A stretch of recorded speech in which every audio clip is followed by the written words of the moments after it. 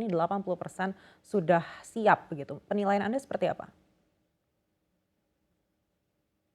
Diukur dari kesiapan, penyelenggaraan, upacara 17 Agustus, saya, eee, mengakui bahwa memang persiapannya sudah hampir rampung gitu ya. Tapi sekali lagi bahwa ibu kota negara ini tidak saja bicara infrastruktur. Saya sangat yakin kalau, babnya hanya bab infrastruktur, Pak Basuki sudah sangat teruji di sektor itu. Tapi yang perlu diperhitungkan juga adalah bagaimana kita, menangani problem-problem lain dalam sebuah ibu kota. Ya, termasuk juga penataan kawasan secara keseluruhan dan kawasan ini tidak hanya berbicara tentang kawasan, infrastruktur, tapi juga bagaimana sumber daya manusia, kemudian lingkungan hidup, termasuk juga, pemindahan berbagai, aktivitas di Jakarta, ASN, kemudian juga hal-hal lainnya gitu ya. Nah, ini yang memang perlu menjadi, perhatian secara khusus. Tadi Setuju, setuju. disampaikan bahwa pembangunan, IKN ini, menjadi ikon, Negara Kesatuan Republik Indonesia. Nah, karena ini akan menjadi kebanggaan kita, oleh karena itu perlu perencanaan yang lebih terintegrasi, ya, terutama, tidak saja Setuju. aspek teknisnya ya, tapi juga aspek, legalitas dan, legitimasinya. Nah, legitimasi ini penting, oleh karena itu kita, salah satu faktor yang mengurangi legitimasi itu adalah mundurnya kepala otorita IKN. Pemerintah perlu menjelaskan apa pertimbangannya, kemunduran ini, apakah murni, eee, faktor personal yang bersangkutan atau ada aspek-aspek lain yang mungkin ini akan mempengaruhi kebijakan yang berdampak luas pada kepercayaan investor gitu. Saya kira ini perlu, dijelaskan kepada publik gitu ya. Ya, termasuk tadi disampaikan ini pengunduran diri bukan tiba-tiba. Nah, seharusnya juga, sepenting IKN ini, jangan sampai juga dipegang oleh PLT. Saya kira perlu segera definitif Ya, supaya oke. fokus begitu. Baik, silakan Pak Mungkin Ali demikian. dijawab. Betul. Jadi semua ada 4 poin yang Bang Ali catat benar. Ini luar biasa, masukan yang luar biasa dari Member of Parliament, anggota yang terhormat, Al-Hizbul Adalah, temanku dari PKS ini.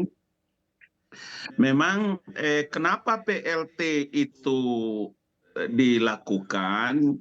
Karena terkait juga dengan regulasi, dengan undang-undang, karena Presiden harus bicara dengan Pak Suryadi dulu.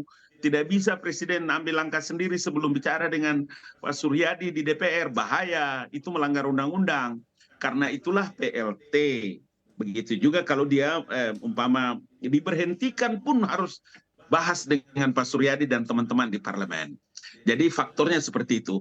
Jadi kalau saya ditanya bagaimana memastikan, pertama, memang betul kata anggota yang terhormat, akhirnya Tuan Guru Suryadi, itu memang harus ada kepala otorita IKN definitif. Begitu juga dengan wakilnya. Untuk apa? Untuk memastikan 2 hal tadi. Ada investasi yang tidak diragukan, tidak saja dalam negeri tapi luar negeri. Saya terima kasih itu kalimat penting untuk harus memperkaya kami juga di sini. Dan yang kedua tadi menyangkut regulasi dan legalitas. Legalitas itu termasuk diantaranya adalah bagaimana hak-hak atas tanah kepemilikan yang ada pada masyarakat sana. Sehingga ini sudah selesai. Ini sudah selesai.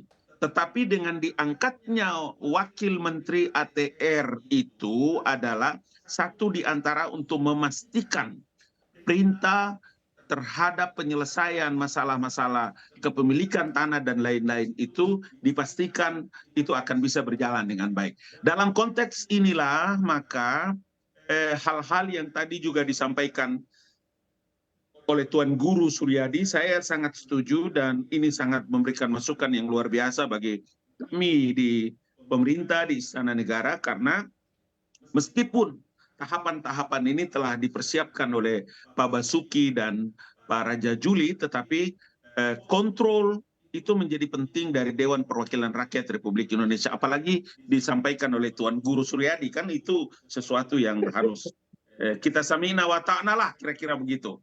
Baik, Pak Ali, satu lagi tadi yang juga menjadi pertanyaan dari Pak Suryadi, mungkin pemerintah bisa menjelaskan apa alasannya dari adanya pengunduran diri dari pucuk pimpinan ini gitu. Apakah memang personal atau ada alasan lain yang juga harus disampaikan ke masyarakat?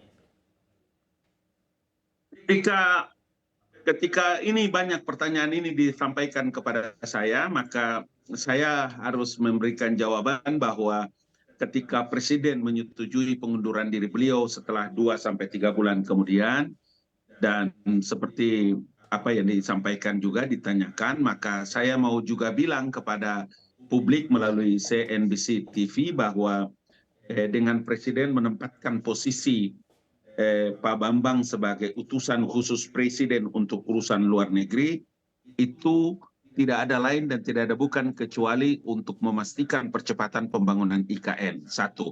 Dan yang kedua adalah termasuk di dalamnya memantapkan semua investasi-investasi asing atau luar negeri yang masuk lewat komunikasi dan negosiasi lobi-lobi yang dilakukan oleh Mas Bambang atas perintah tugas yang disampaikan oleh Bapak Presiden.